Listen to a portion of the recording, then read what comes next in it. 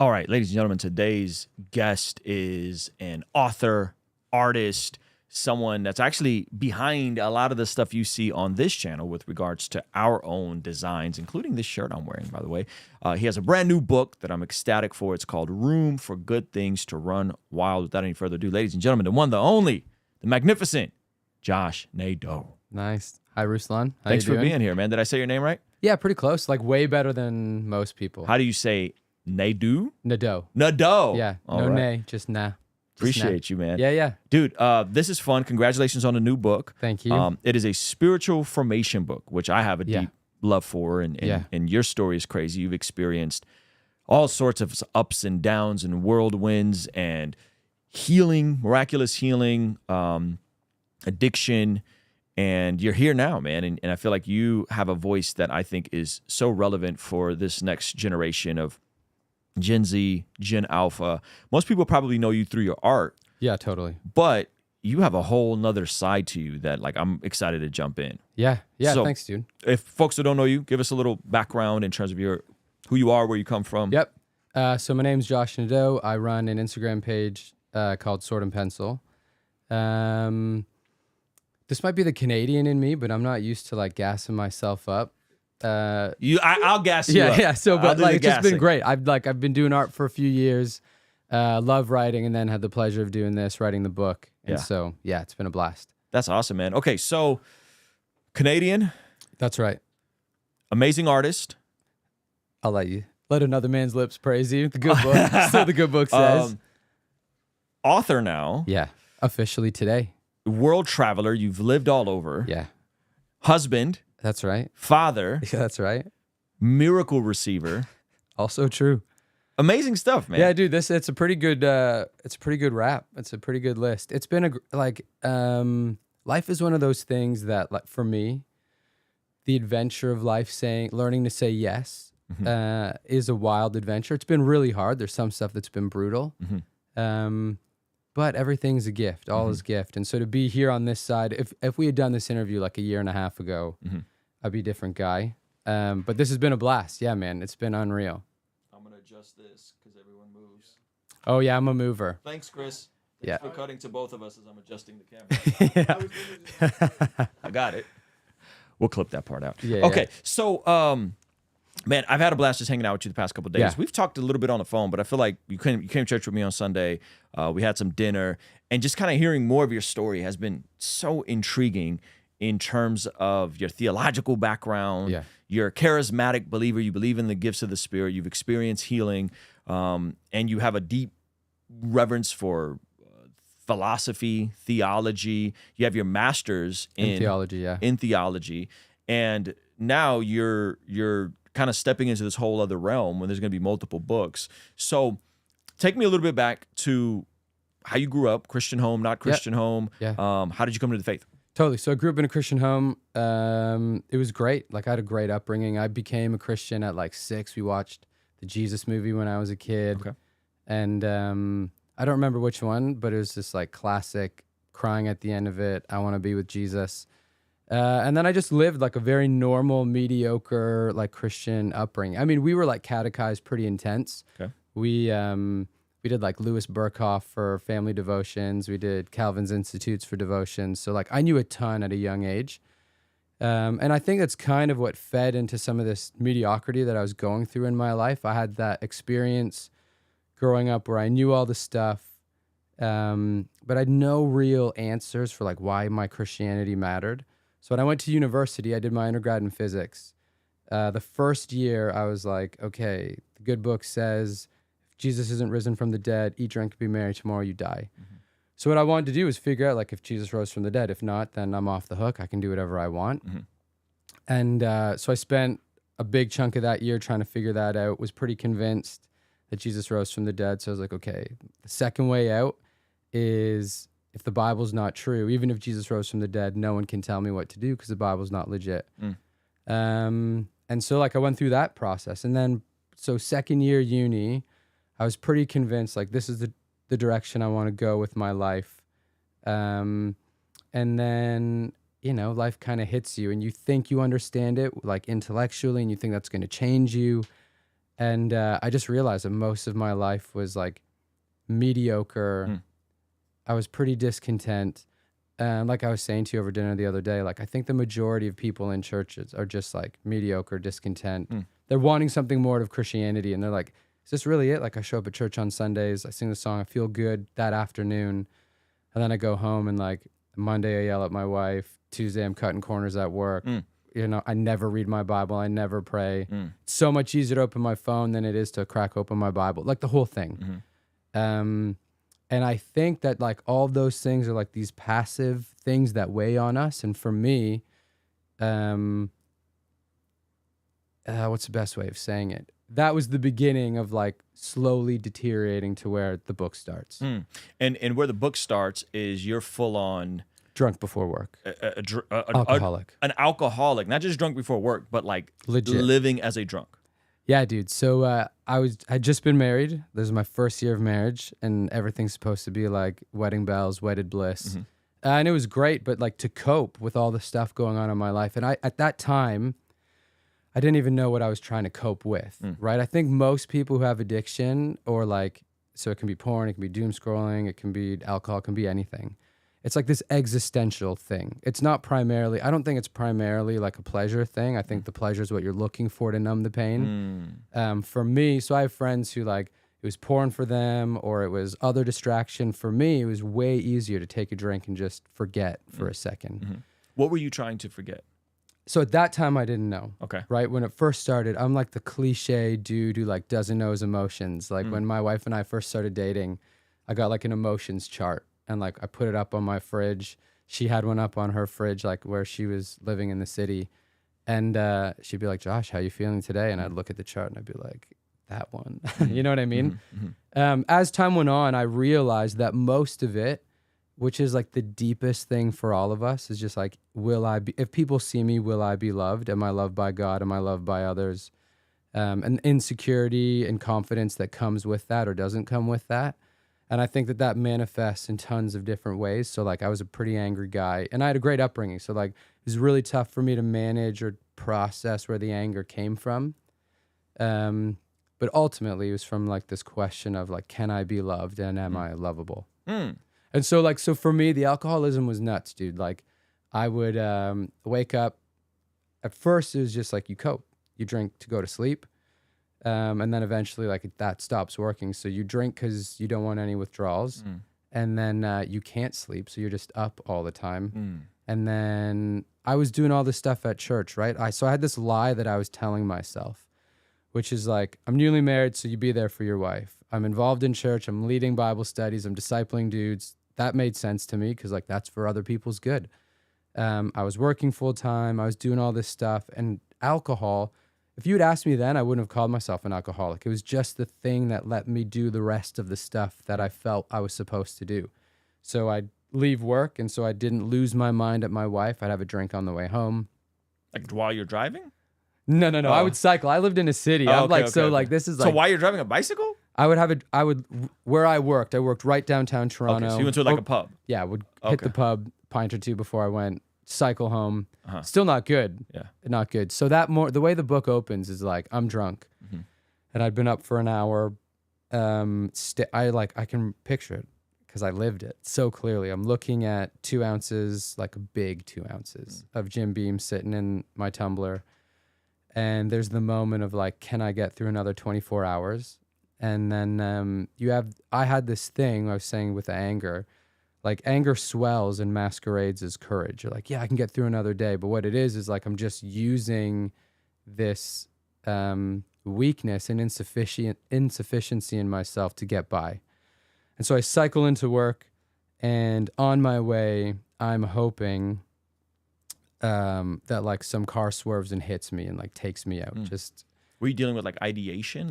Oh, totally. And I didn't realize it. They're just like these thoughts that happen, right? So I think this is probably 12 years ago now, where the journey starts. And so now we live in a culture that's like, we have tons of language around mental health. Back then it was just like, we had nothing. I had a buddy who went to counseling and we all made fun of. I ended up going to counseling. It's a big part of the book. And we just were idiots and made fun of them, right? It was just a totally different ethos on like how you deal with mental health. And so we're like, oh, you have like, you're sad, drink. You're right. You're angry, fight. The whole, it was cliche. So totally ideations. And that particular morning, I feel this ache in my body, this longing in my soul, and like the nausea that I generally had from being hungover felt a lot more like repulsion. I was like, I hate everything about what's going on. I should be super happy. Married to the love of my life, decent job, everything was aces. And I just want like the subway car to derail and crush me. And at that very moment, like I remember it clear as day, I felt like I heard some faint whisper, some melody, like Lewis says, like echo of a tune you've never heard. And yeah, that was just the beginning of like my journey up out of the pit, rock bottom, instead of taking the easy way out. So I think there's probably people that relate a lot to following God, following Jesus, waving that banner over your life, yet still having parts that are perhaps incongruent from the liberation that we should be walking in, the freedom from sin, right? Yeah. So your struggle, you said, was more of an existential meaning, love, identity. And I think that's very, I think especially now, like that's very common, you know? And so as you kind of get hit with this epiphany of like, oh, I'm kind of a drunk, you know, I'm not who I should be. Yeah. What happened next? Yeah. So one of the eye-opening things, so I would park my bike out, I'd like lock it up behind the office. And Toronto's just like every other city. There's tons of homeless people. And so behind, there's a bunch of homeless guys laying on grates, and they smell like alcohol. And they're dressed in, there's like duffel bags and garbage and cigarette butts and everything. And I'm walking past them, and I'm like, we're the same, them and me. Except I'm a whitewashed tomb. Like I look really good with like my Oxford button down and my slick back hair and my nice shoes. And I'm ready to like go plaster on the fake smile and make a ton of money at the bank. And I think that realization of like, I am the prodigal son, and I'm judging the guy who's like at the Feast of Pigs, except I'm at the bottom of a bottle. I just look cooler. I look more put together. I don't look like the cliche prodigal person. And so I think, like you were saying, there's tons of people in the church who struggle with it. I would say the majority of the people in church struggle with like, here's my faith and here's all the promises that were supposed to come true. Jesus was supposed to transform me. My life was supposed to be power and victory and revival, renewal and hope and all the fruits of the Spirit.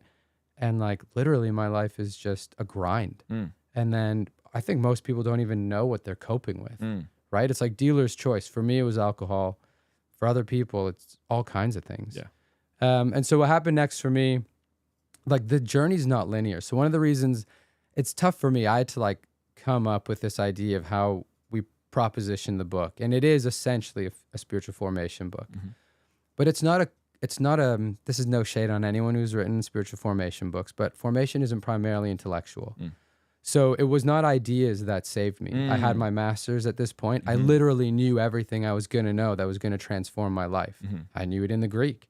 And I was like, okay, even the demons know. So like there's no transformation that's happening. I need something different. At that point, I had no clue what the different was.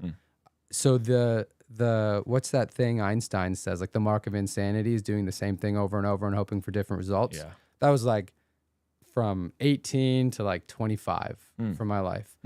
So essentially I just had to get to this point where I was like, okay, what am I going to do? Like, how am I going to take the next step?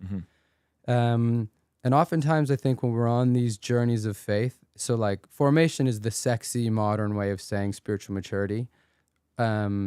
We think we need to know the end. You're right. I need to know every step along the way.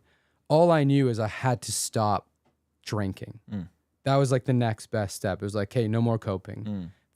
Drinking was going to kill you. So my wife, the night after, She told me, she's like, listen, like if we keep going this way, we're not going to make it. Not because we're not in love, but just like this is going to be death by 1,000 cuts, right? You're either going to get hit by a car or get yourself hit by a car, or it's going to be like 5 years down the road, you have said yes to evil over and over and over and over again, that you are no longer a person. Like you're not even alive.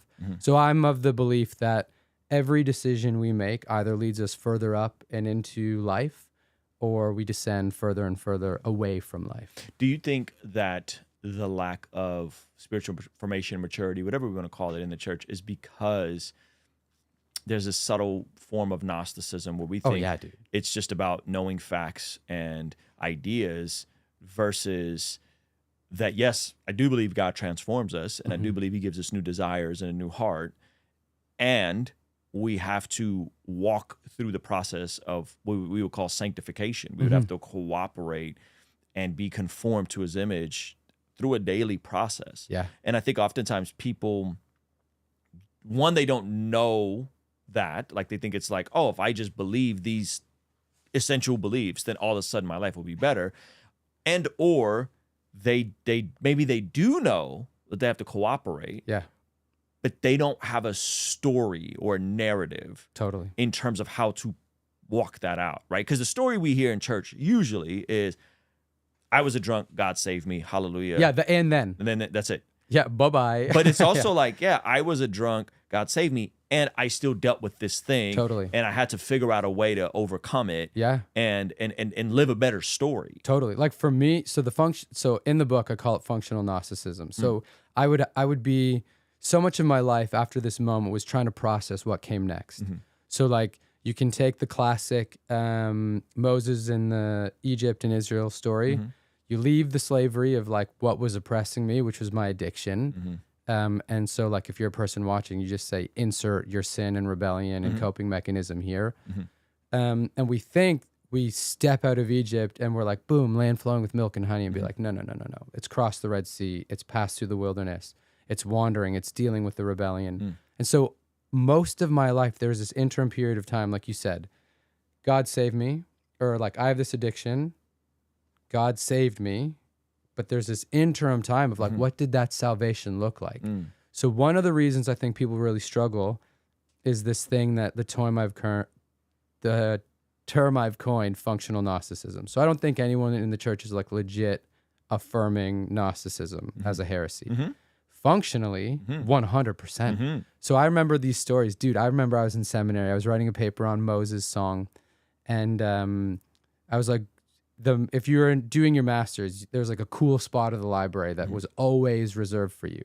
So it's late at night, and I was a good student, and my buddy was a good student. So the librarian left. He's like, lock up. It was a small school. So they're like, lock up, stay as long as you want. So it's maybe 8, 9 at night. And we're working, we're typing, drawing stuff out, trying to map stuff, like separate desks. This guy leans over to me and he's like, man, are you hungry? And I was like, yo, I could totally go for like a burger and a beer. And I kid you not, he's like, oh man, I'm full. I'm just feasting on this passage. And I was like, okay. So like, did you like bait and switch me? Did you be like, I need to tell you how much more holy I am, that my body doesn't need carbs, fat, and protein? Yeah. And it was the same thing. Like there's so many stories of like I would be out and we'd be like hanging out and people would be like, don't you think it'd be better for evangelizing or praying right now? And I'd be like, so I think functionally we have this idea that the things we know, the Gnostic idea, secrets will save us. So if I just get the hidden knowledge, the problem is my dad's a local pastor, so I love local pastors. The problem is most people don't know that they're just pushing a spiritual gospel. So one of the scenes in the book, so the book is like, it is a formation book, but it's my narrative. Because from that story, you can elucidate all the intricacies of what salvation from addiction or sin or rebellion actually looks like. Because it's getting an idea in your mind or in your heart and then learning to interpret it through your body in the real world. And so the answer to functional Gnosticism is incarnation, what I call in the book embodiment. And so it took me a long time to learn that. I remember going out for drinks with one of the guys at the church, and it was the irony because I knew as an alcoholic, and everyone had found out that I was an alcoholic, and I'd quit my job because that was the way for me to stop drinking, was like, if I just remove the 70 hours a week of stress, then like whatever. So I started doing bike courier work. It's delivering like red tie curry around the city to people. And I'm out for drinks with this guy, and he's just got like verses to save me. He's like, you know, what you're doing is a sin. And I was like, I know. And he starts saying stuff to me, and I'm like, listen, I've heard it all. I don't even think you're wrong, but it's just not changing me. Like, you think this is the life I want? You think I want year 1 of marriage, alcoholic, quit the job, move in with my old friends across the city, not know who I am, not know what I'm doing, not know what's going on, having a Christianity that feels like a cheap knockoff of like everything I hear Sunday to Sunday. And then when this idea got in me of like, you know what? I'm not a brain in a vat. The world is not just materialism with a little bit of Jesus sprinkled on top. Like if you measure it, you're okay. Then I was like, well, dang, where do I go next? How do I learn to figure this thing out through my body? And that was way harder to figure out. It is way harder to figure out. It is. But I do think that there's freedom in the incarnation. And this is what I mean. So the Christian story is that, you know, Glenn Scrivener says God the Son becomes God the brother. God the Son becomes God our brother, right? And so the whole aspect of something immaterial stepping into the material so that the material can be redeemed back to the immaterial, right? And the reconciliation then causes us to be reconcilers, and ultimately our bodies being redeemed for the new heaven and new earth. Yeah. Like that on a story level is cool. But the way it hit me, and this is going to sound super weird and it's not going to make sense, is I had a similar story where I was struggling, I was touring, I was traveling the country away from my family, body breaking down, exorbitant amounts of sugar, bad food, overweight, struggling with lust, like the whole gamut. But the interesting thing is the pathway for me was in chiseling my physical body, which then impacted my spiritual formation. So like, I think everybody has a different thing they need to latch onto, the keystone habit, the domino that you press to then kind of everything else aligns. And for me, oddly enough, it was like spiritual formation came through the door of physical transformation. Yeah, it gets whole discipline. Right. Well, like, so the reason is what I didn't know then and what I know now, like John Paul II's, like the body reveals the soul. The body makes visible what's invisible. Come on. So your body goes, so your soul. That's so right. like when I had to be careful how I wrote the book, because there's something romantic about like a broken person carving their way through a city, and all my heroes are writers, so they're all drinkers and they're smokers. But there's pictures I have from this time, and like I was skinny as a rail, but like I just looked empty. I looked like a husk. I looked like a ghost. One of the things in the book is like, you are not just soul, you're also not just body, right? You're not just a corpse, but I looked like a corpse. But my body was revealing internal realities. People would look at me and be like, we clearly know that dude's not put together. So like you just said, like your body was making manifest some sort of lack and need within you. So for me, like, listen, there's a couple, I love art and I love being surrounded by the art. The art looks great. But writing is my thing. And so there are certain cliches I didn't want to put in the book, but they almost felt necessary because they're so important. And so for me, one of the ways to like disconnect from just this mental way of looking at life was getting back into martial arts and boxing. So I went to boxing, and it was one of those realities. Like you show up, I remember walking in, and like the gym was hard. I went to the hard gym on the sketchy side of town. The girl was like always smoking inside, and like there's pros, tats on their faces. They were unreal. It was awesome. First day you walk in and you're like, I'm bottom of the rung. Like I'm bottom rung, lowest tier hierarchy. And there's this moment of doing what I did in church all the time. Be like, I can turn tail, walk back around. Just, I can't fake it here. So I shouldn't even try. And I was like, Josh, like, how's that been working for you? Be like, okay, so you go in, and the best thing about the boxing gym is like it asserts its dominance over you. But if you work hard, you thrive. And there's this thing where like you'd go and you'd spar and you'd get cracked in the face and split lip and headaches, whatever. But as time went on, it happened less and less and less and less. And I remember I'd cycle back and forth from my apartment to the boxing gym. I'd be like, what if this is how we made saints? What if this is how we did our Christianity? What if like you had a coach and he's like, listen, you can read about boxing. You can watch YouTube videos about boxing. You can follow a couple boxers on Instagram. Once you get punched in the face, everything you think you know goes out the window. And when you work close with someone, he's like, you want to know why you keep getting hit with that jab? It's because like once you get hit, you're tired and you're timid or whatever it is, and you're just faint. You're not bobbing or weaving or doing anything. And so I had this moment where I was like, this is how we find maturity. It's not just from reading a book. So this book is not the secret to save you. The ideas in the book of going and living a real, embodied, incarnated life, wherever that goes, and dealing with your sin the way you actually need, like it's not the secret, it's the mystery of what saves us. And so it was boxing for me, and it was just this embodied thing of like, listen, I started boxing. There was one day I stopped getting split lips, call that salvation. In between was tons and tons of time. That's really cool, man. And yeah, I think our stories are paralleled in a similar way. Because I think if we're thinking about it from a sociological standpoint, and we're thinking about how much humans are sedentary and we're sitting and we're not moving, and then like that's not how our grandparents lived. That's not how our ancestors lived.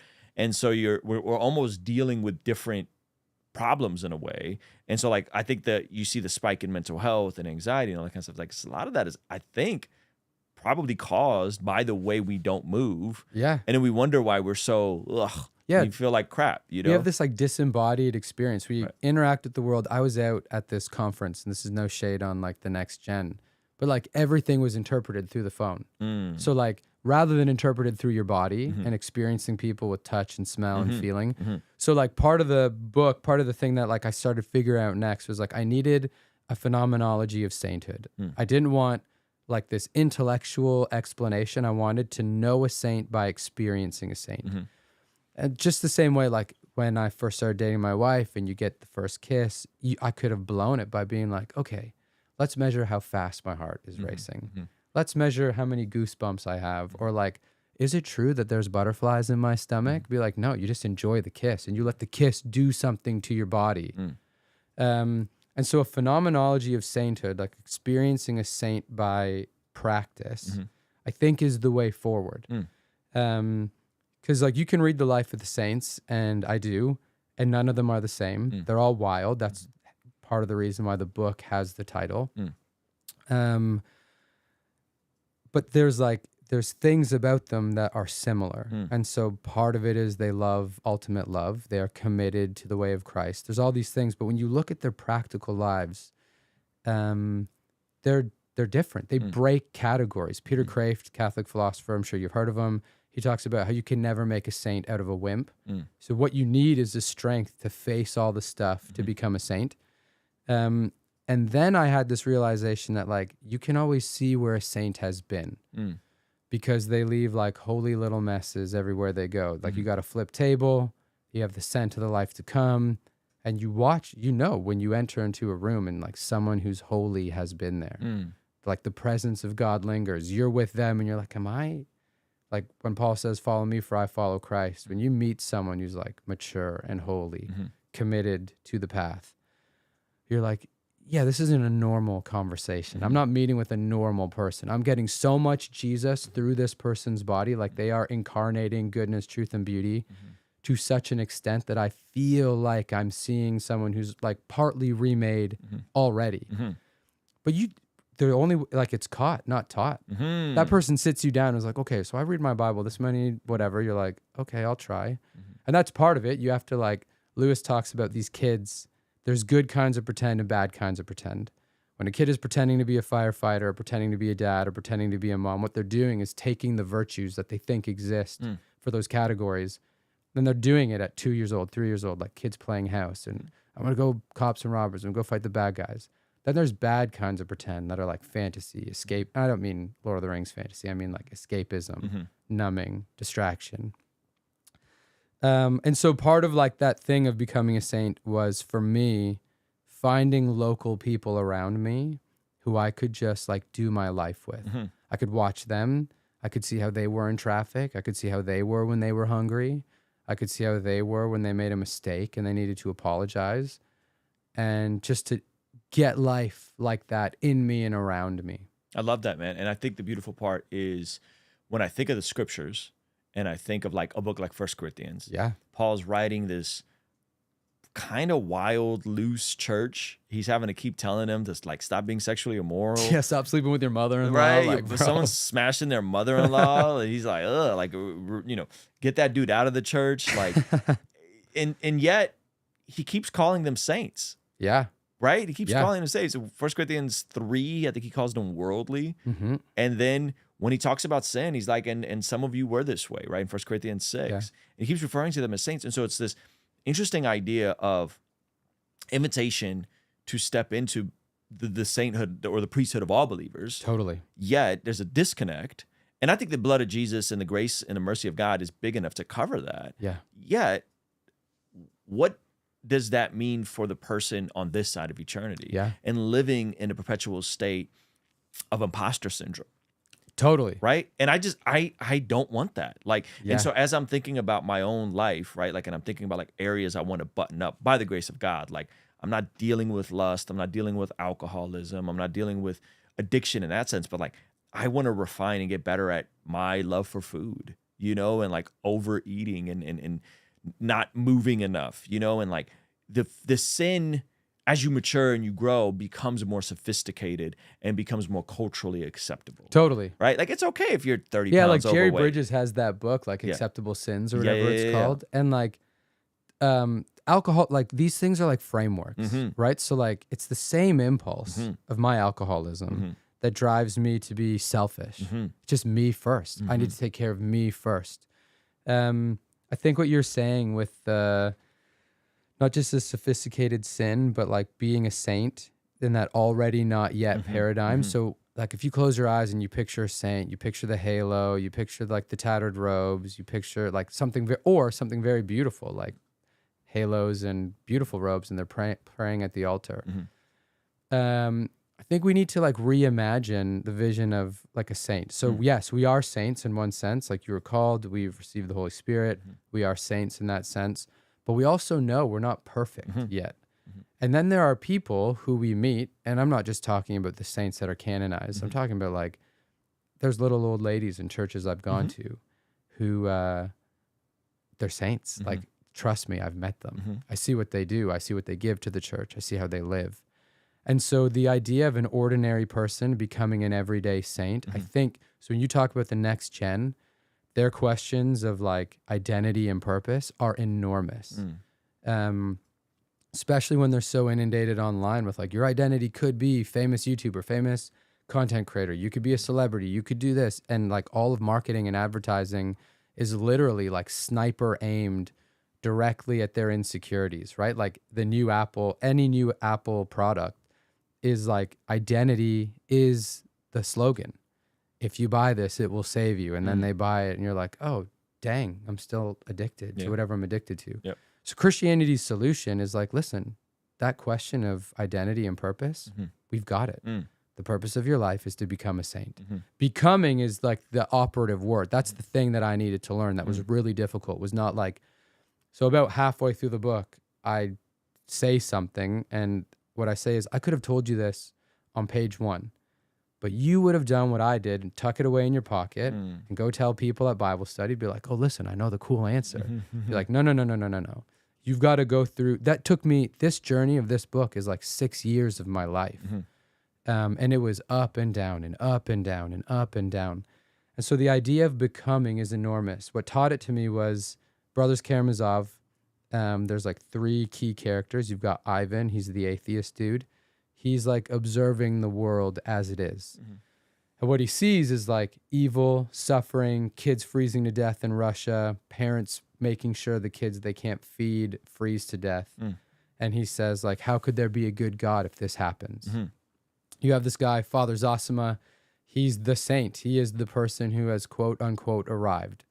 and he's engaged in the life of love for his community. And then you have like the priest in training, Alyosha, and he's just becoming. And so when he engages with the world around him, so there's this scene in the book where Ivan and Alyosha, their brothers, they interact. And Ivan is like, how can you believe what you believe? How can you be a Christian? How can you do any of this? And like literally Dostoevsky is putting forward the best philosophical argument against God imaginable. And Alyosha has no answer, and he just gives his brother a kiss. And I remember reading that being like, listen, Josh, there's so many answers you do not have and you cannot understand, but you can live a life of love. And that's Christianity. And so the idea of becoming, of being like, listen, I don't need that answer. Actually, what I do need to do is let love take root in my life and express it. And all the times I don't want to love, all the times I want to like not love and honor my body by eating extra, all the times I want to not love the life God has given me and escape from it and run from the pain, I need to confront it with love. Incarnate, like in and through my body. Yeah, that's good. You know what I mean? Not That's just good. like sit alone in a room and think about it for a bit. Yeah, I mean, you're kind of alluding to some of the same stuff that Jerry Bridges, you mentioned him earlier, also explores in Disciplines of Grace. Yeah. You know, which is like, it's this dichotomy of we're saved by grace, right? Justification, all the good news, yet there is a discipline to walk out the grace that has been deposited in us. And that discipline is often uncomfortable, you know? And I also think you're also hinting at this idea that I explore a bit in my book about the law of replacement, right? People just want to remove. You think like, if I just reveal that I'm a sinner, I'm a terrible sinner, then I just go straight to removing stuff. But you miss the step of replacing. Totally. Right? You got to do the process of replacing the sin with the virtue. Yeah, bro, come on. You know? So there's this section in my book. I read John Owen's book in seminary, Mortification is Sin, huge tome. And I was like, this sucks. I mean, it's a great book. It's important. It's important to read, but it's half the story. Yeah. And it was the worst part of the story. Like Jesus tells a parable, like you get rid of the demon, you clean your house. That demon goes out into the wilderness and he gets 7 demons that are stronger. And they're like, okay, we're taking over. And I think most of like modern evangelicalism is totally okay with cleaning house. I'm not going to date. I'm going to work on myself. But so what I did is I had my mentor and I had the principal at my school and I would run these ideas past them.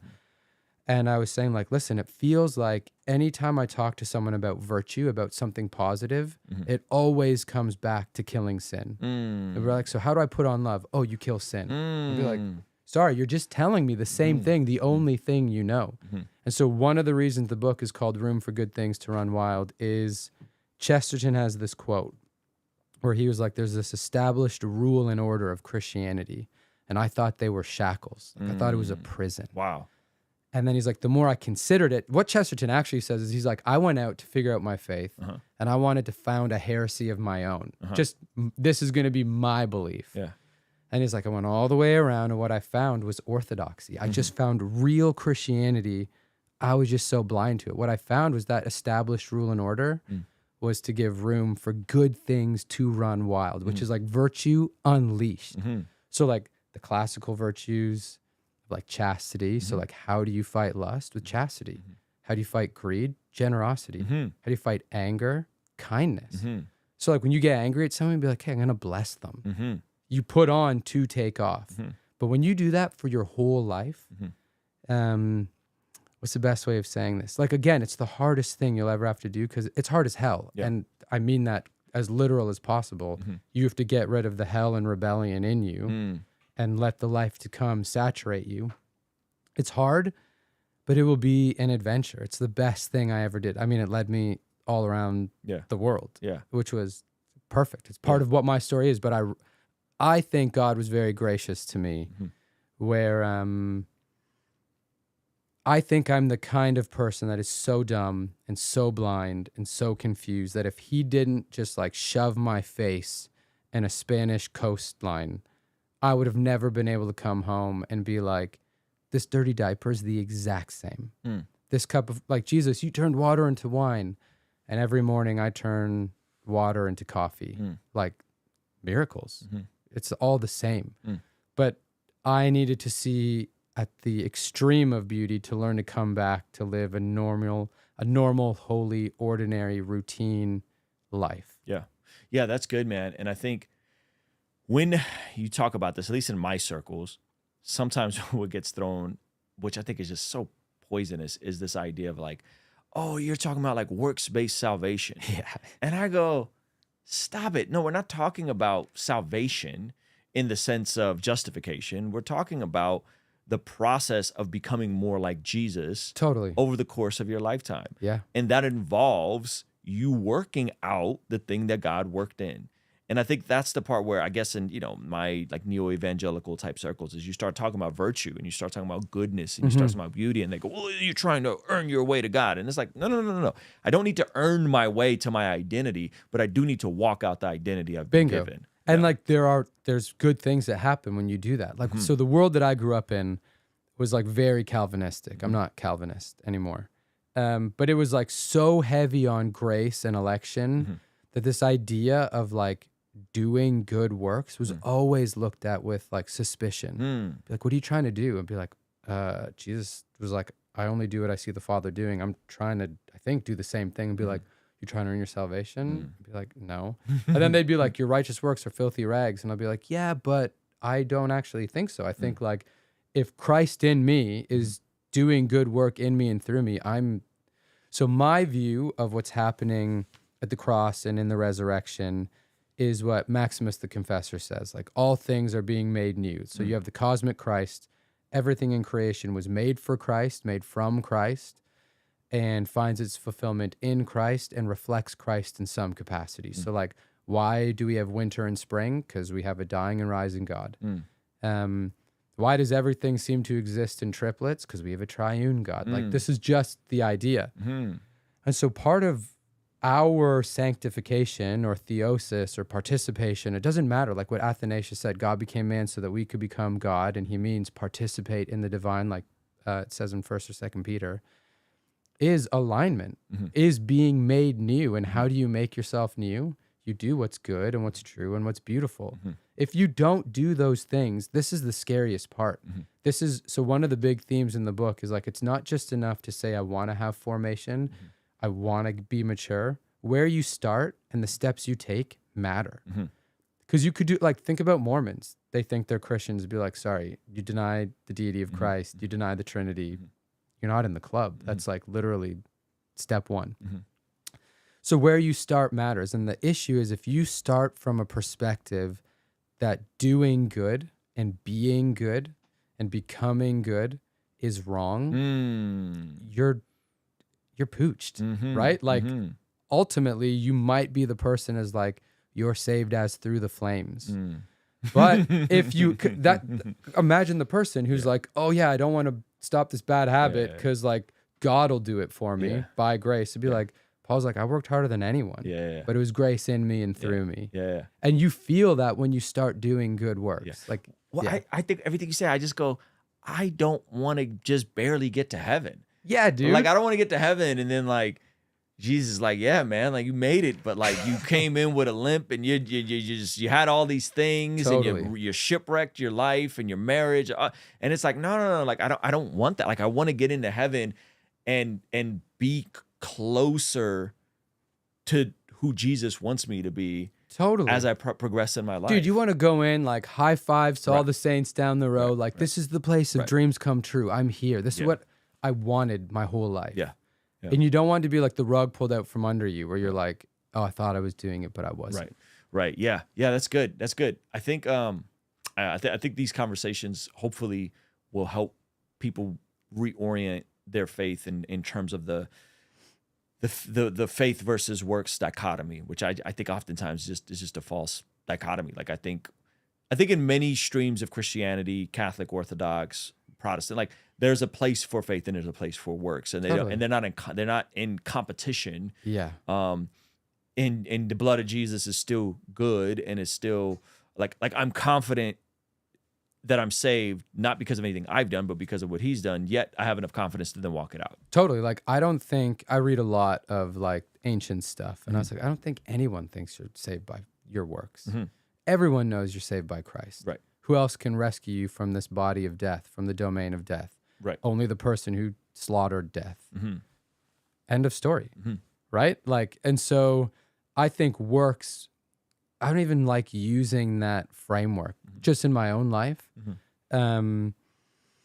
I like the language of virtue. I like the language of sainthood. The narrative of it is something like, listen, every day and every moment is an opportunity to bring life to life in me and through me, or it's or I reject it. I reject the opportunity. And so this is just my context. My context right now is like a wife and 2 kids, and like that, they're my people. Yeah. You know what I mean? Yeah. And in that context, like everything is not a mountaintop spiritual experience at some retreat where there's worship and 24-hour prayer and, mountaintop moments with God. Like God is in the mundane aspects of you having 2 little ones. Totally. That are, you have a newborn and you have a 2-year-old and you get to walk through the process of, helping and serve your wife while she nurtures the kids. Yeah. Like all of that is holy. It's like, so one of the main thrusts of my life was learning that when the infinite God comes into your finite moments, he redeems the ordinary to be beautiful. The myth of the modern world is like, to be a success, I have to have a platform. I have to have a following. It has to be mountaintops all the time. It has to be So we're trying to like change ourselves and change the world with the tools of the world, like the lust of the eyes, lust of the flesh, pride of life. Be like, how's that working for you, man? You know what's really beautiful? Living your small, holy, ordinary life. And so there's this book called The Beauty of Everyday Things. It's by this Japanese philosopher, Sotetsu something. Like, forgive me for not remembering a Japanese name. And he like wrote about he put language around the Japanese folk craft movement. And what he said was, these things we surround ourselves with, the utensils, the clothes, the blankets, when they're made by human hands, they become familiar friends. They are like something real that we're connected to. But when they become mass-produced, when they become made by machines, they become soulless, and our life becomes soulless. And so when you look at your ordinary life and you think that it's empty because it's not like being videotaped, or it's empty because it's not getting thousands of likes on Instagram, or like retweets. They call them retweets on X still, whatever they call it. I don't know what they're called. I don't know anything anymore. But we just have this like massive disconnect, like mirror, mirror on the wall, who's the fairest one of all? And be like, who cares about the mirror? Yeah. Care about the person right in front of you. Right. And that's like the kingdom mode of being, which is like, these are your people. You think you need that, but if you want salvation, this is the context I have you in. And this will redeem you, and it will redeem the world. You'll be a part of Jesus's what does Lewis say? Like campaign of sabotage, going behind enemy lines and being like, oh, you thought evil and loneliness was going to reign here? Too bad. Saints are showing up, and now there's generosity and intimacy and communion. And you're like, okay, yeah, we could do that. Yeah, that's good. That's good. You had a pretty miraculous healing that happened to you. Yeah. Approximately, was it about 2 years ago? The healing a year ago. Okay. Just a year and a half. And it's something that the doctors called a miracle. 4 times, yeah. 4 times. And I want to get into that, but I want to get into, you kind of shared with me privately what you think may have opened you up to this sickness. Yeah, that's like... it's kind of spooky. It's kind of spooky. So, easy on ramp is like I don't think our modern time is like post-Christian. I think our modern time is pre-Christian. I think it's pagan. Yeah. And so I think that what you see is like paganism run amok. And so there's all this Easternism, and part of that so there's this joke I remembered this morning. So there's this Buddhist guy, he goes to a hot dog vendor and he's got his money and he's like, hey, I'd like a hot dog. The vendor says, what do you want? And it's like, make me one. Damn, how am I forgetting this? Make me one with everything. So like the Buddhist idea of make me one with everything. The Buddhist guy passes the hot dog vendor $20, and the vendor puts it in his pocket, and the Buddhist guy's waiting for his money, and he's like, yo, what's the deal? Like, and the vendor's like, he's waiting for his hot dog. He's waiting. Yeah, no, he gets the hot dog. Oh, he gets the hot dog. He's waiting for, but then the vendor's like, change comes from within. And so it's like the Buddhist idea of like, make me one with everything. change comes from within. Those are like, that's my people at the climbing gym I go to on West Coast Canada. That's just what it is. And so like I have done mushrooms in my life. Disclaimer, like do not do mushrooms, not a good idea. Cautionary tale. Yeah, very cautionary tale. So when one of the ways my wife and I were trying to process this sickness was just to be like, so for me, there's no diagnosis. We know what was happening. Arteries in my lower left lung were popping, bursting, coughing up a ton of blood. Not cancer, not tuberculosis, not cystic fibrosis. It's just nothing. They have no clue what's causing it. And so like at some point we got to this framework of kind of like the church father idea of like everything evil is demonic. Even like our own sin, like we have like our own propensities and our own will and we desire sin, but like in lots of the early church fathers, their ideas like the devil and his minions are like, they're telling you that will save you. Like it's a constant barrage of whatever. So part of our framework at least is this was definitely spiritual warfare. And there are things, so like, okay, so what happens is, what do you want to hear about first, the sickness or the drug trip? The drug trip was crazy. Tell me about the drug trip. Because the drug trip comes from a place of openness to want to potentially find healing. Yeah, so this is like a lapse in reason, moment of weakness. I'm an artist. This was years ago. But the idea was like, there's tons of stuff. Like, look at our modern world. Like Rogan is like a evangelist for LSD and DMT, Sam Harris, all these people, they want these spiritual experiences without something. But then the brains of our culture started coming in and being like, oh, psychedelics are a way to heal from depression, a way to heal from addiction, a way to heal from this. And there's this like experimental person in me that's like, well, I'll try. And if it works, I can help other people. I can figure it out. So this is like literally playing with fire.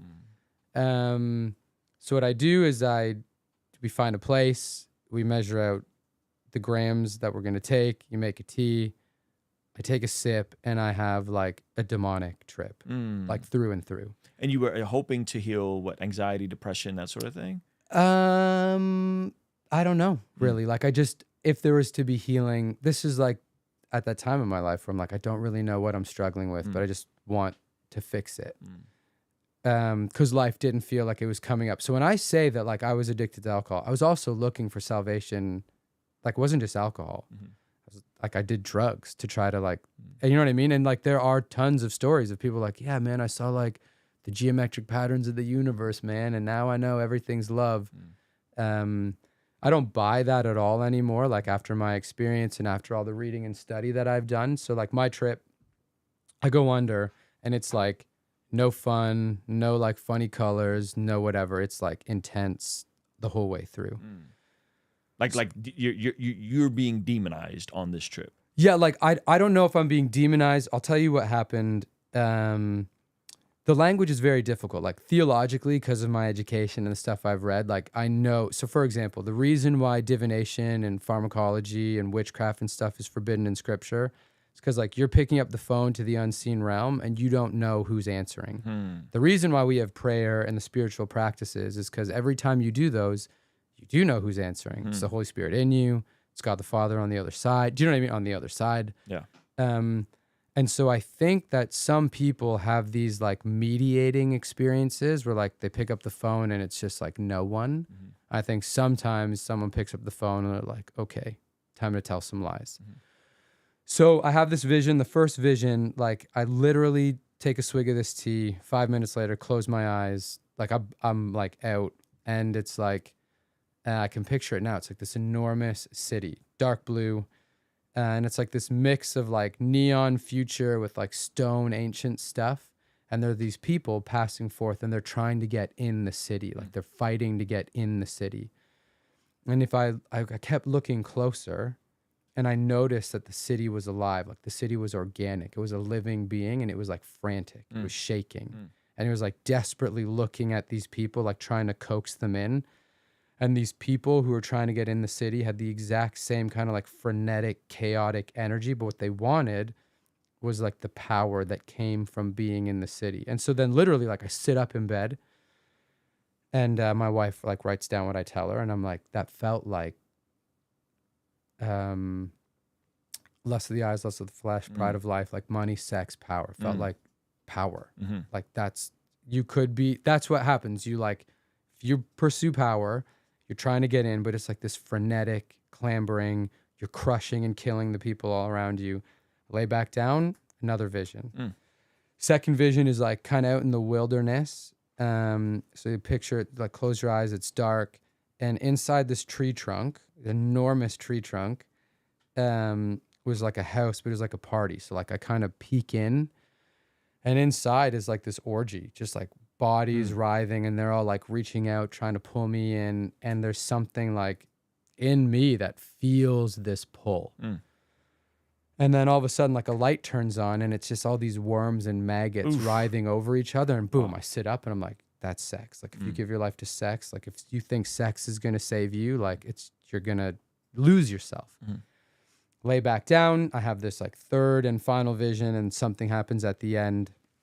And the third vision is like this, I'm like pulling these like vegetables or something out of the garden. And there's this like, I feel like I'm being hunted, like something's watching me from like the corner, you know, like you feel like you know, when you're a little kid and you see a shadow and be like, someone's in the house, someone's in the house.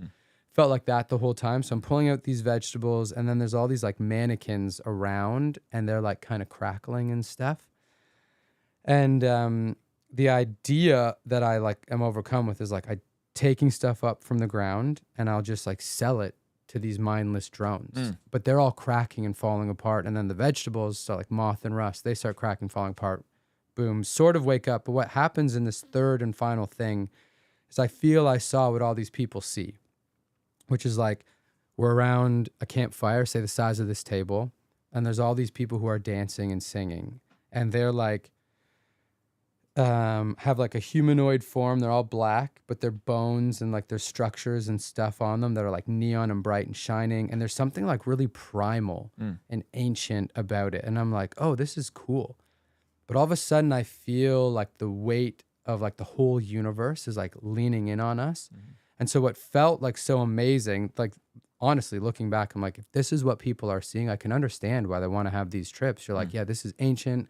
This is primal. They're telling you can be in the city and have the power. You can have sex and find like orgasmic joy, and you can make a ton of money. And then you get to go around the campfire at night and sing and dance and whatever.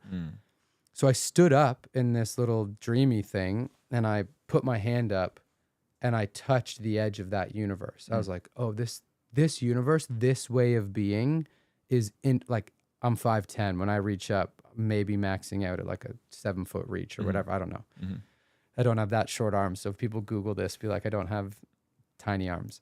And then I rip through, and it's just this bright blue, infinite expanse. And then I sit up and I tell my wife, I was like, that was the worst thing that's ever happened. And I thank God in his grace, like gave me these little visions of like the city was alive and frantic. Like the orgy was writhing worms. Moth and rust is going to destroy this primal new age movement that you think is ancient and going to satisfy you. It's like the size of this room. And God's like, I want to give room for good things to run wild. So that there was the worst. Like, people do not do drugs. You don't need that to save you. This was like literally me at the garden being like, I'll save myself my way. And I think God in his grace didn't let me go down the path. When we're trying to frame up what happened to me with my lungs and my health, part of it is like narrative building. You want to just figure out why. And so when it came down to, so the first night, you mind if I was this good? Just me ranting? Is this cool? Yeah, okay, so you're good. I mean, the way you describe that trip makes me never want to do drugs. I'm telling you, and I've never understood that because you're not the first like Christian I know that's like dabbled in that stuff, and I've never understood it. Like, I guess I'm just like in a place where all that just sounds horrifying. Yeah, and I have enough of a spiritual discipline that like I don't but yeah, there's been multiple Christians that described similar stuff. Well, like what you have, I think, is like there's some things like in culture that are quote unquote neutral. Mm-hmm. And the way that the modern world is gone, it's called like psychedelics, a neutral thing. It's not evil. It's not good. It's neutral. It can be a tool for good. And so you have all the scientists who come around and they're like, yeah, you could microdose, you could do a guided trip, and we can stand behind the traumas that exist in your mind, or we can help rewrite pathways in your brain. And you can like, and there are people who go from like super neurotic, super depressed to being very open and very joy filled. And I don't know what to make of that. I don't really know what to make of this stuff anymore, except I do know that I do not think drugs are neutral, no matter what like the modern prophets and evangelists of them will want to say to us. Well, yeah, it's like you said, it's pharmakeia, right? Like it's exactly you're what it opening is. yourself up to a spiritual dimension outside of Jesus, which I'm with you. I think it's always going to be demonic and dark. It's going to be bad. Yeah. And it's going to be like, so for example, like in processing this down the road, chatting with my brother, chatting with friends and mentors, and like, I mean, having to admit this, like this isn't a fun thing to admit. Sure. I don't like being like, hey guys, like I was on the path and then I did a bunch of mushrooms to see if that would help me. Yeah. Right. But this is like the path of being like, there are ups and downs, and like, do not make the downs that I made. Don't do drugs. I grew up in the 80s. I'm an 80s kid too. And so like the dare, let's go. And so one of the things is like people I think do have quote unquote positive experiences. Yeah. But it's like, it's the guy who captures kids in the white van. I've got candy in here. It's like the beings masquerading as angels of the light. Like they're not going to come to you and be like, hey dude, we're going to lead you astray and demonize and torture you. So like my vision of it, I think that was a season in my life where I was in between, where I was like apathetic, where like my spiritual walk wasn't tight enough that I told myself the little lies we all tell ourselves. We tell ourselves these little lies will save us, or this isn't that bad, or this will be okay, collateral damage of no one, whatever it is. This was one of them. It was just a doozy of a little lie that was like a big lie. So the health stuff was like, where to start? So my wife and I are hanging out, and I clear my throat. This is July 24th, 2022. So this is way later. This is like post book, post moving out west. Different kind of life. Clear my throat, I feel something in my mouth, and I put my fingers in, and when I pull them away, they're just covered in blood. And I look at my wife, and she's wide-eyed, mouth stretch. I'm like, call 911. I sprint to the bathroom, start coughing up. It's like frothy red, smells like tin. I grab the garbage bucket that's in beside our toilet, and I'm like, we got to go. She says there's no ambulances, so we sprint. That's crazy, by the way. You guys are out west, and we're out west in Canada. We not to get too political, but there has been legislation that has passed that has jammed up our emergency system so that people who are coughing up blood have to drive themselves in. That's crazy. Yeah, it's wild. Yeah. So we get in, and then, dude, like I'm carrying a garbage bucket, and it's like half full. So like I cough up like a liter of blood, and they take some of my blood, not from the bucket. They draw it from my arm. They want to test if it's cancer. They want to see what's going on. It eventually slows down. And so like I go into the ICU, and the first surgery I have is this thing called the bronchoscopy. What they do is they pseudo put you to sleep. They put a bunch of tubes down your throat. They want to see what's going on in your lung, and then they spot freeze it. So like they freeze it, help everything clot. And then what they were planning is to do all these surgeries. So what they do is they like cut in through your femoral artery near your groin, send a catheter up. You have to be awake the whole time because you have to do all this breathing stuff. Yeah. They go all the way up into your lungs, and then the first time what they do is they're just mapping. So they're shooting out contrast dye. You take a big breath in, you're on the table, big thing takes a picture of you, and then like all these experts are in the room watching, and they're like, this kid's lungs are a mess.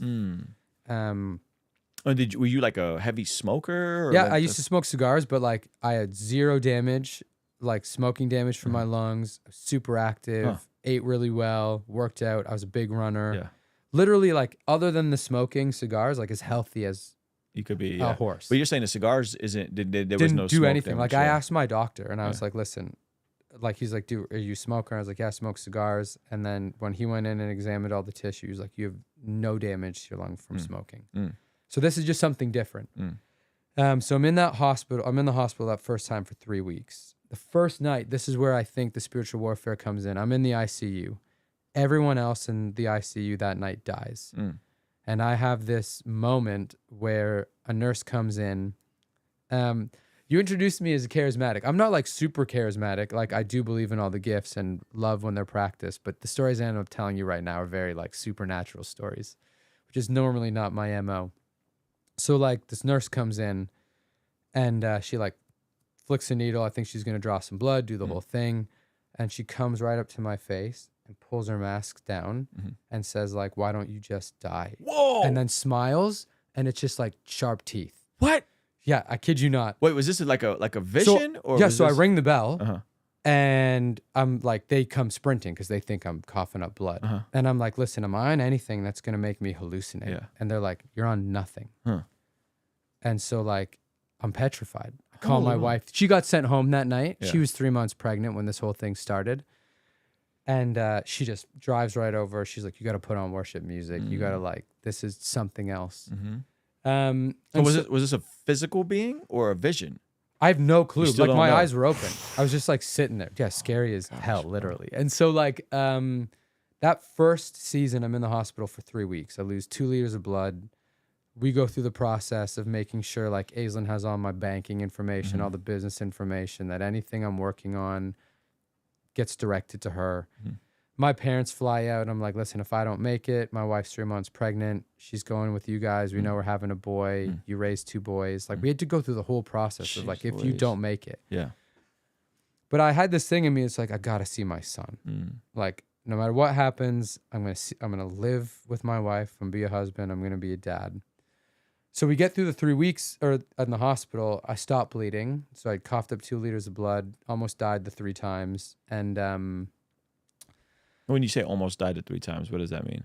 so like if you lose a ton of blood all at once, you're like touch and go. Oh, wow. So they didn't have to do a transfusion. Thank God for being like a young man who worked out. Like but a transfusion doesn't save you when you start losing blood. It saves you by replenishing blood like the day after. I think I'm not an expert. Okay. So like you lose a liter of blood. If you lose I think you can lose, I think a full grown man has like 5 or so liters. And if you lose like around 2 liters in a short time frame, like that might be it. And so like I'd lost 2 liters within 5 days. And so I'm in the hospital for 3 weeks. We leave and we think it's done. And so my doctor says to me, the respirologist says to me, you come back in 3 months. If you don't bleed for 3 months, we're pretty much done, but we're going to monitor you. 3 months to the day, I cough up a little speck and I go into the hospital. The doctor tells me if I have anything to see him, I show him, I get some scans. He's like, Josh, you're not bleeding. You're okay. It's probably just like old stuff, or it's probably like a little thing from your nose, your throat, if you had a cold. So we leave the Emerge crying with joy. We go out for sushi. We put on a movie. We get home. I fall asleep on the couch because I was just gassed. I was tired from waiting. And then I sit up and I'm just coughing up tons of blood again. My gosh. And this is on and off. So this goes on and off for a year, from like for another 9 months. We have our first son at this time. So I'm a shadow of like myself. And because you're just tired. Yeah, dude, I'm gassed. I'm losing blood all the time. Yeah. I'm sleeping like 12 hours a day. I take a 2-hour nap. So my wife is essentially a single mom, but not just a single mom. She also has to take care of me because I can't do anything. I wrote a ton of this book in the hospital actually. And so I have this another major mishap. This is in June of 2023. And I'm coughing up tons of blood. I get a surgery. And normally when you have a surgery, you're okay for a while. So I have a surgery. A week later, I cough up more blood than I've coughed up in months. So I'm in the hospital and I'd posted on Instagram and all these people start messaging me. I was mentioning this to you. Like, I lost my brother this week. I lost my sister. I lost my kid to cancer, to this, whatever. And I just had this like out of body experience, like in this, not like a supernatural experience. I just like felt like I was looking at my life with a clarity for like a moment, instead of being so afraid of if I'm going to bleed to death. I'm like, Josh, you're not the only person suffering. There are tons of people suffering. And so I decided to just run through my Instagram this day of fasting and prayer. And so like 3,000 or 4,000 people sign up. We do this day of fasting and prayer. And then there's this like weekend to me that is like transformative. So on the Friday, we do the day of fasting and prayer, and we pray the hours. So we pray for, the hour starts out, we pray for like God just to bless us, speak to us, minister to us. And then every hour we're praying for people, like legitimate people, but ideas, like people who have miscarried, people who want to have kids who can't, people who have like undiagnosed diseases, who have cancer, all kinds of stuff. And then I found tons of ancient prayers. I have all these old prayer books that I was like, listen, I just poured over them. I found them. So here's the thing. Here's a prayer you can do, and then take time. So that's the Friday. The Saturday, it's literally a year to the day of my first bleed. And we bump into some friends of the family. And we are chatting with them, like, Josh, how you doing? And I'm like, I don't know. I was bleeding just last week. Like, it's pretty garbage. And Aislinn decides to tell them. The doctors thought they found something it could have been. So she decides to tell them what this thing is. It's called like aspergillosis, which is like a fungal infection. But it wasn't that. So she says it, and this lady says, my best friend's sister has that. Let me get in contact with you. So we get in contact with her. We find you can go on some drugs. They're super expensive. And whatever. Sunday comes around. My old pastor is in town from Toronto over out west. I normally don't go on Instagram Sunday mornings. I go on and I see him take a picture of the lake that I go hang out at. And I'm like, this is my lake. And he's like, yeah, I'm just down the road. You guys should come visit. So he's a half-hour drive away. And so we go, and he's preaching a sermon on suffering. And he's like old school Pentecostal. And so he starts like, he's like, come on, I'm preaching now. And he's like preaching, but it's from the book of Joshua. And he's like, come, like, Joshua, would you, I get emotional if I even think too long about how I felt that day. Could you endure a little longer? Could you be strong and courageous? And if, for the sake of others, you can keep going, would you? And I'm like bawling my eyes out the back. He doesn't know what I'm going through, right? Like, I mean, a little bit following my Instagram, but he didn't know that's where I live and that I'm going to go to church that morning. And so they pray for me. It's Sunday, and I'm going home, and I'm like, Lord, I don't know how long this path is. But it's the same thing. Like, if this is the opportunity if this is what I need to become a saint, like, so be it. Fine. So I just, like, I had this mental thing where I was trying to transition from this life of fear, and life is happening to me and at me, to be like, okay, I can begin to, like, become in this new space.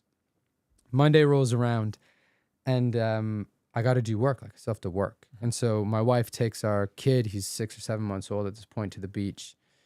And she goes to a different beach. She like feels like she should go to this different beach for the first time. So she goes there, and there's this lady looking over at her, and she's like, oh, your kid's so beautiful. Your kid's so cute. Aren't they amazing? And every time she says something, she's like pulling her towel closer to Aislinn and Ransom.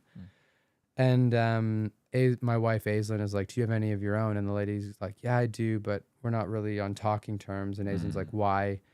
And she says, when I was pregnant, my husband cheated on me. And now my daughter is like torn between the family and has been falling out. And so like she's getting emotional. She's sharing this stuff with Aislinn. And Aislinn's like, oh, I'm so sorry. They pray for each other. She turns out to be a Christian. And then Aislinn says, like, since you've been vulnerable with me, I want to be vulnerable with you. Like, this has been the hardest year of my life. Like, my husband we don't know if he's going to make it. He's been in and out of the hospital. We have a kid. And I just don't know what's going to happen. And the lady says to my wife, I know. God told me to come to the beach today. God says he's going to heal your husband. He just has to walk it out. And I have not bled since that day of fasting and prayer. Wow. And so then I get a scan. So like a year goes by. I mean, first off, it's awesome not to bleed. But in between, you're just like, I could bleed at any moment. And so there's this like mental, spiritual game of like, I'd always bleed at night. So I'd go to sleep in the spare room because we thought I still needed to sleep. And I'd wake up in the middle of the night. And if I had to clear my throat, I'd be like, it's blood. I'm going to die. Whatever. The whole thing. So a year later, so 6 months later, I go in for a CT scan. And what they do, you get the needle in your arm, contrast goes through. They can see the mapping out of the arteries in your lungs. And it takes a few days, like a week or two, to review by the docs. And so there's one night I wake up in the middle of the night, go to the bathroom, and I just get this. I'm like, I know the report's in online because it's just been a few days. I guarantee it's in, and I'm horrified to look at it. I'm glad I haven't bled in 6 months. But if I look at it and it's like all your arteries are hypertrophied, you're going to just be down in the dumps again. So I pull it open, I read the report, and the report, it's like Josh Nadeau, history of bleeding, blah, blah, blah. Last sentence says the airspace disease in the lower left lung is completely remediated. I like fall down to my knees, bawling my eyes out. I burst into my wife's room like the master because I'm sleeping in the spare because we think like sleep and keeps inflammation down. And I wake her up and she's like, no, you're bleeding. And I was like, no. So we come out. My son doesn't wake up. We come out, I show her. So we're bawling our eyes out. We go meet my family doc. We show him the report. He sees the report. I'm like, what do you make of this? And he's like, take your miracle. Like, this is irreversible. I go see the respirologist a month later, ask him the same question. He's like, how you feeling, Josh? I'm like, I feel strong again. Like, I feel like there's color and heat in my body.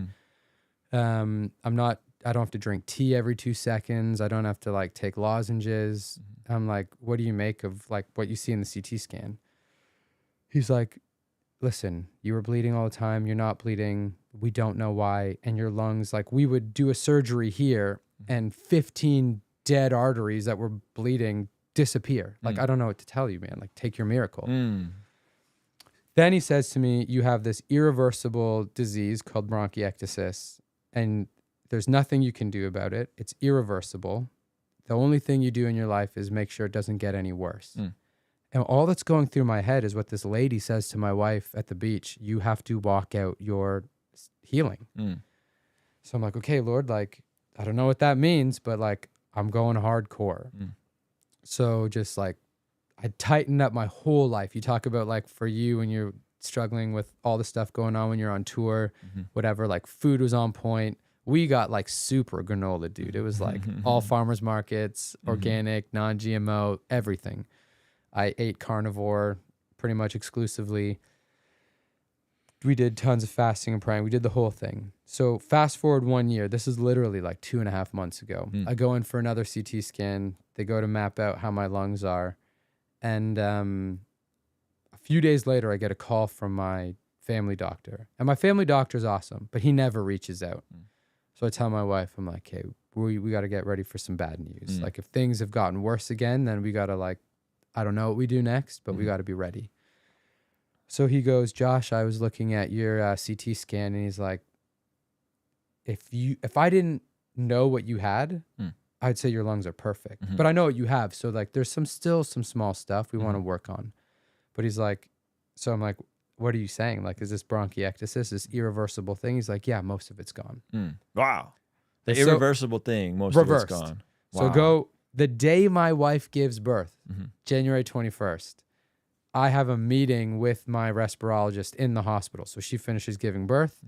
We're chilling as a family. I sprint over to the respirology department. I meet with him for half an hour. I sprint right back. And he pulls up. I have the pictures on my phone. I can show you after. Yeah. He pulls up my lungs last year, so like end of 2023, and then he pulls up my lungs end of 2024. And he's like, here's the dilation, here's the bronchiectasis, and here's the 2 spots in your lungs. And I'm like, Dr. Rolf, that's his name. Don't dox him. He's the best doctor in the world. I was like, what are the chances that this thing reverses? He's like, 0. I know of one other person that's happened to in like my 30 years of doing this professionally. And so I'm like, you call it a miracle again? Like I told you, God was healing me.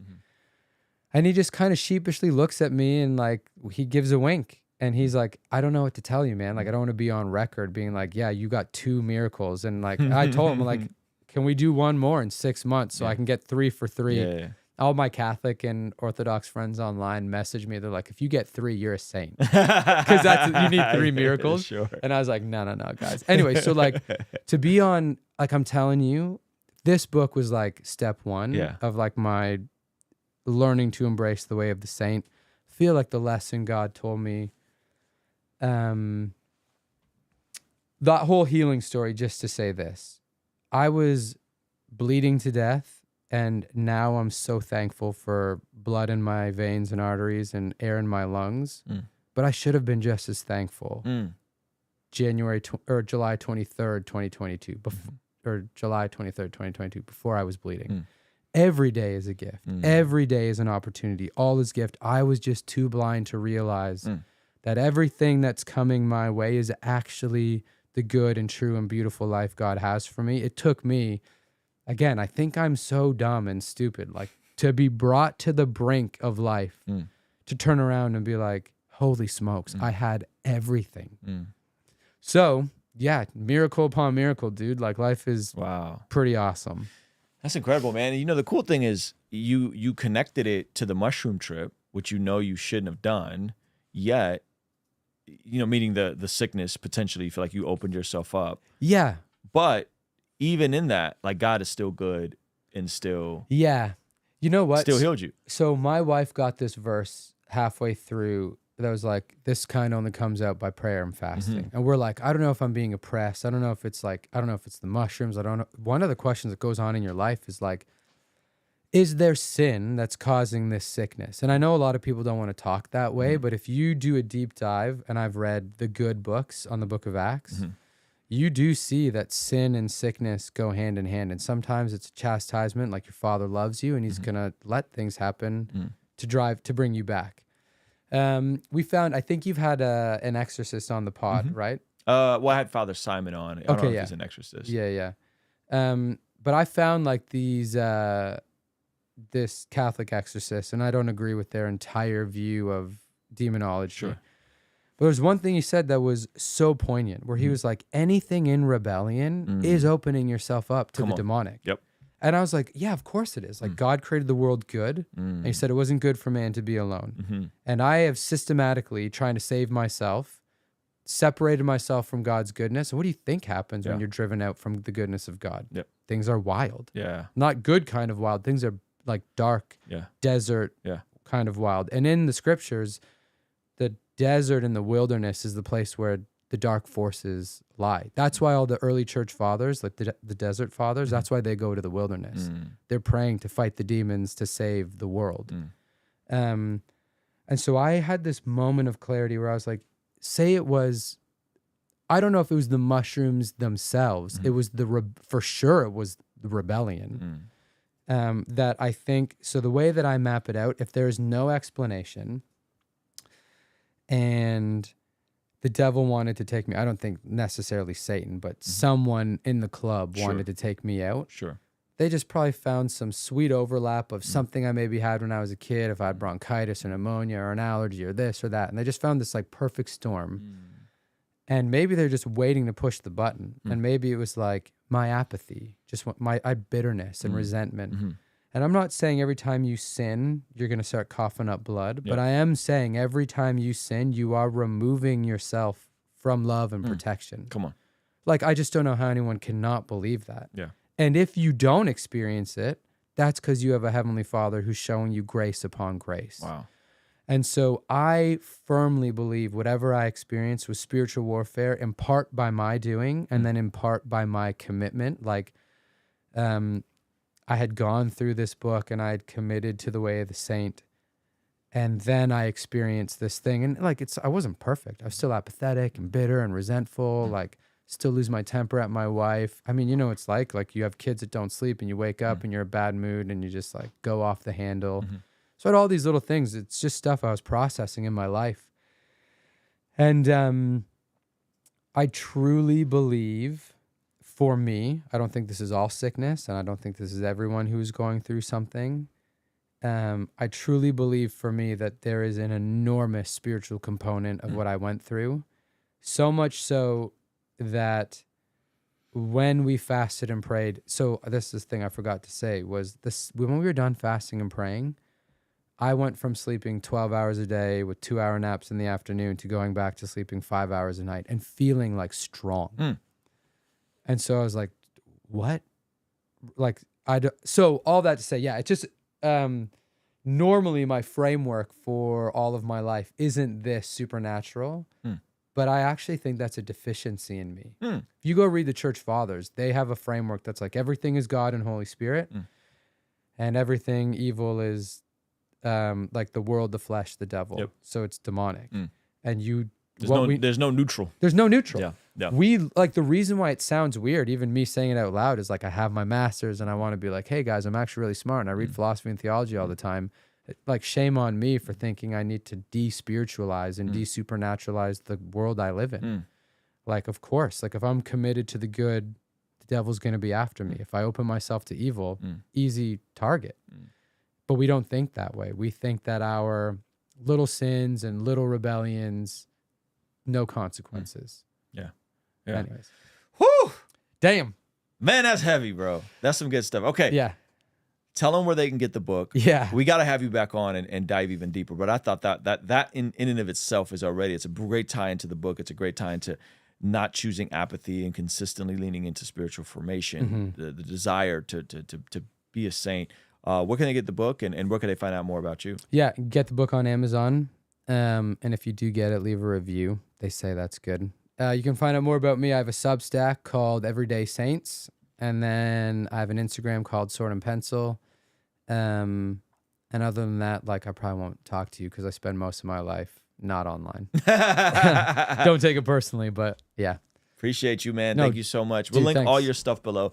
Thank you for this book, man. I'm excited to have you back on and go even deeper. Yeah, thanks, dude. Thanks for the opportunity. This is great. All right, guys, we're out of here. Peace.